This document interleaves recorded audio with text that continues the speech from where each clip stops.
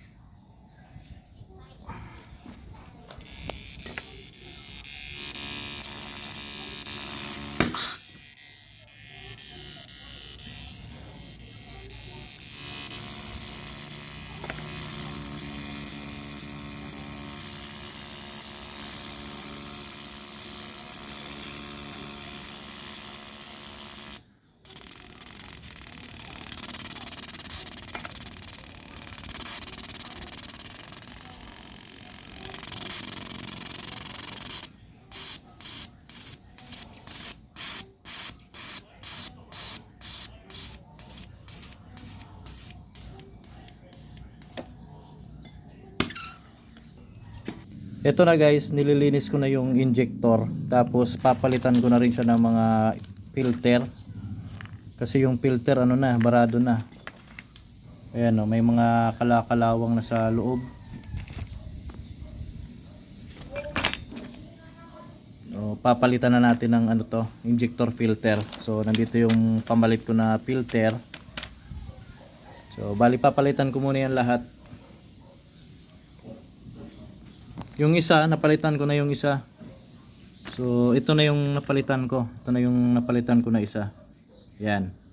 Bago na siya. So, okay na ito. Tapos, tatlo na lang yung papalitan ko pa. So, bali, ito yung nilagay ko yung isa na medyo maiksi.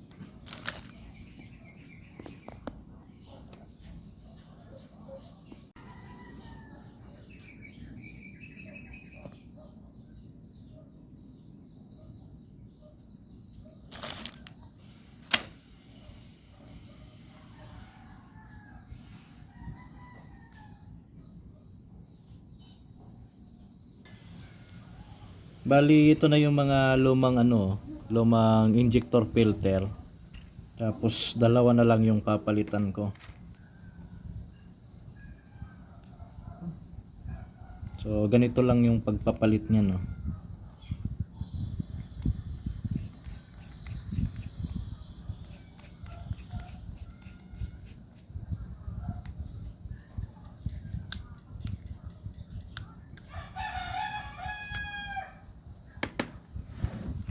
So malutong na talaga yung ano. Malutong na yung mga filter niya. Ayan, no.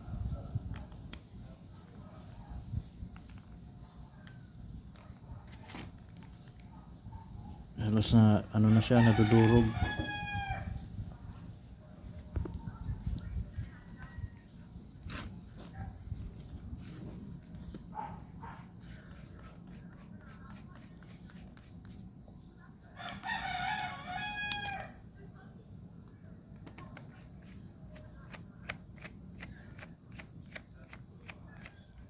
Ito yung luma.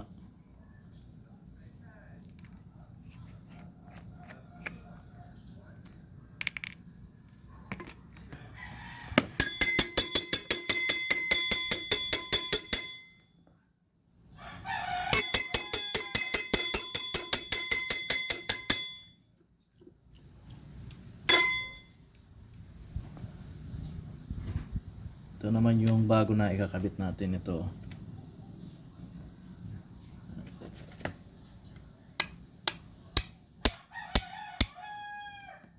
So ayan, testing.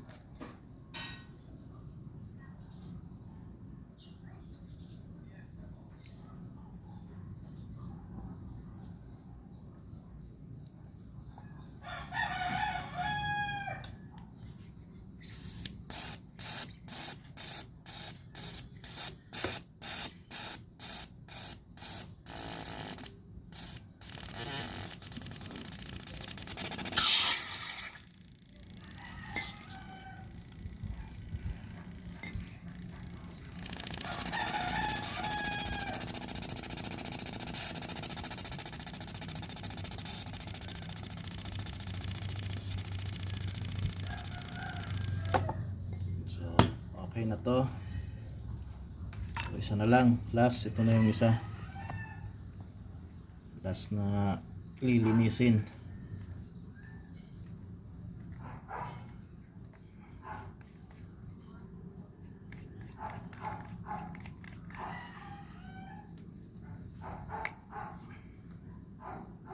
Ayun, tanggal agad.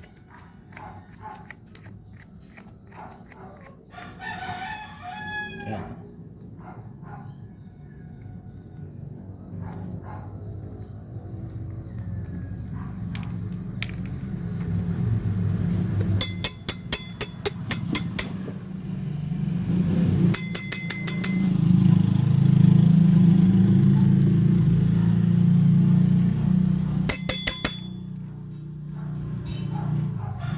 Ayan, kung may mga injector kayo na barado na, hindi na gumagana, palitan nyo lang ng ano, filter.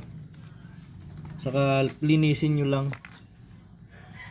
Hanggat buhay yung ano niyan, hanggat buhay ang solenoid, gumagana yung solenoid, i-spray at i-spray yan. Maliban na lang kung yung pinaka solenoid natin ay ano na talaga, sunog na. So hindi na talaga yung gagana. Pero hanggat buhay ang solenoid niyan, pwede nyo yan ano, ayusin, pwede nyo i-repair. Pwede nyo palitan lang ng injector filter lang. So ito yung injector filter niya, oh. So ito, try na natin naman to kung okay na.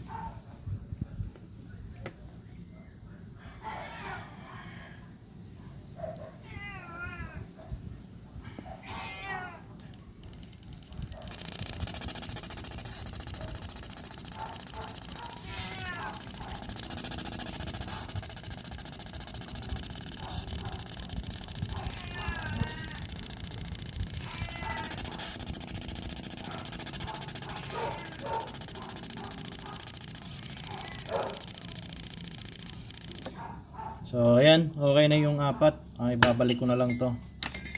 So ganun lang yung paglilinis ng injector. Palit ka lang ng filter. Yun lang naman gagawin dyan. Tapos carb cleaner. Yung carb cleaner lang naman palinis. Basta importante dyan lagi ito, pag barado na hindi na gumagana yung filter, palitan.